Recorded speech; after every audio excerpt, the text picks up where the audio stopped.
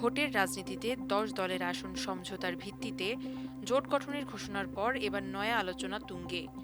দলগুলোর শীর্ষ নেতারা আগেই ঘোষণা করেছিলেন তাদের আসন সমঝোতা হবে এক বাক্স নীতিতে, অর্থাৎ যে আসনে জোটের প্রার্থী থাকবে আসনে অন্য কোনো দল প্রার্থী না দিয়ে ওই প্রার্থীর পক্ষে কাজ করবে। এবার সেই ঘোষণারই প্রতিফলন দেখা যাচ্ছে ভোটের মাঠে।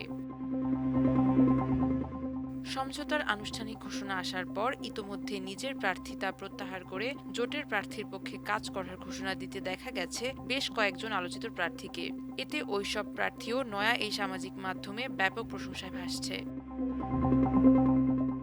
জামাত সহ ৮ দলের সঙ্গে এনসিপির নির্বাচনী সমঝোতা হওয়ায় ঢাকা ৮ আসন এনসিপির প্রার্থী নাহিদ ইসলামের জন্য ছেড়ে দিয়ে নির্বাচন থেকে সরে দাঁড়ানোর ঘোষণা দিয়েছেন ছাত্র শিবিরের সাবেক কেন্দ্রীয় সভাপতি ও ওই আসনে জামাত মনোনীত প্রার্থী আতিকুর রহমান। রোববার রাতে সামাজিক যোগাযোগ মাধ্যমে নিজের ফেসবুক আইডিতে দেয়া এক পোস্টে তিনি একথা জানান।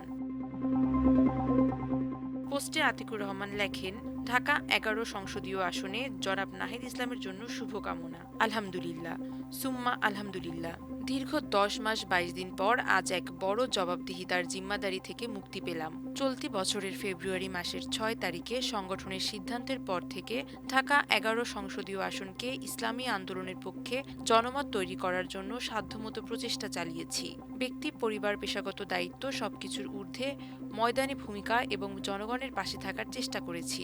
তিনি আরও লেখেন, আমরা সকলেই সংগঠনের সিদ্ধান্তের প্রতি পরিপূর্ণ আনুগত্য এবং আস্থাশীল। ইনসাফের বাংলাদেশ গড়তে আমরা একযোগে কাজ করব ইনশাআল্লাহ। এছাড়াও কুমিল্লা ৪ দেবিদ্বার আসনটি সমঝোতায় এনসিপির দক্ষিণ অঞ্চলের মুখ্য সংগঠক হাসনাত আবদুল্লাহর জন্য ছেড়ে দিয়ে সরে দাঁড়িয়েছেন জামায়াতে ইসলামীর প্রার্থী সাইফুল ইসলাম শহীদ। রোববার রাতে ফেসবুকে দেয়া এক পোস্টে এ তথ্য জানান শহীদ। ওই পোস্টে তিনি লেখেন, আলহামদুলিল্লাহ, কেন্দ্রীয় সংগঠনের সিদ্ধান্ত মেনে নিয়ে নির্বাচন থেকে নিজেকে আড়াল করে নিলাম। আল্লাহ যেন দিন কায়েমের পথে আমৃত্যু টিকে থাকার তৌফিক দান করেন। এছাড়াও এই রিপোর্ট লেখা পর্যন্ত জানা গেছে রংপুর ৪ আসন এনসিপি সদস্য সচিব আক্তারের জন্য ছেড়ে দিয়ে সরে দাঁড়িয়েছেন জামায়াত নেতা এটিএম আজম খান। ঢাকা ১৩ আসন মাওলানা মামুনুল হকের জন্য ছেড়ে দিয়েছেন জামায়াতের আরেক নেতা মোবারক হোসাইন। এর আগে সকল জল্পনা কল্পনার অবসান ঘটিয়ে আসন্ন ত্রয়োদশ জাতীয় সংসদ নির্বাচন সামনে রেখে জামায়াতের জোটে যুক্ত হয়েছে জুলাই বিপ্লবে নেতৃত্ব দেয়া ছাত্রদের গড়া রাজনৈতিক দল জাতীয় নাগরিক পার্টি এনসিপি। একই সাথে শহীদ রাষ্ট্রপতি জিয়াউর রহমানের ঘনিষ্ঠ সহচর ও বিএনপির জোটসঙ্গী কর্নেল অলি আহমেদের দল লিবারেল ডেমোক্রেটিক পার্টি এলডিপিও যুক্ত হয়েছে এই জোটে। রাজনৈতিক বিশ্লেষকরা ভোটের রাজনীতিতে এটিকে বড় চমক হিসেবে দেখেছেন। আসন সমঝোতা নিয়ে সংকটে ৮ দল, এমন গুঞ্জন গত কয়েকদিনে ব্যাপক ছড়িয়ে পড়ে। তবে সেটির একরকম ইতি ঘটেছে রোববার ৮ দলের পক্ষ থেকে আয়োজিত সংবাদ সম্মেলনে। সেখানে জামায়াতের আমির ডাক্তার শফিকুর রহমান ৮ দলের সাথে নতুন ২ দলের যোগদানের ঘোষণা দিয়ে জানান, দলগুলোর মধ্যে পারস্পরিক আলোচনার ভিত্তিতে আসন সমঝোতা সম্পন্ন হয়েছে, যা আজ ঘোষণা হতে পারে।